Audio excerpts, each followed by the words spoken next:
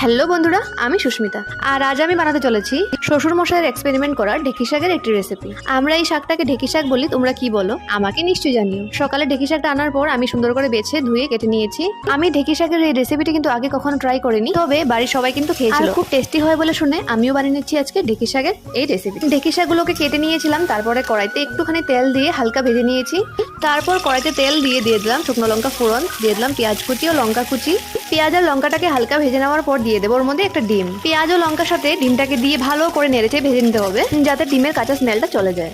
এবার এটাকে ভালো করে ভেজে নেওয়ার পর দিয়ে দিলাম ঢেঁকি শাকটা। এবার ঢেঁকি শাকটা দিয়ে ভালো করে নেড়ে চেড়ে কিছুক্ষণ, তারপর দিলাম একটু হলুদ গুঁড়ো আর নুনটা কিন্তু যতটুকু পরিমাণে তোমরা শাক নেবে সেই অনুযায়ী দেবে। ডিম দিয়ে ঢেঁকি শাকের রেসিপিটি আমার রান্না প্রায় হয়েই গেছে। এবার আমি সুন্দর একটি প্লেটে সার্ভ করে নেব।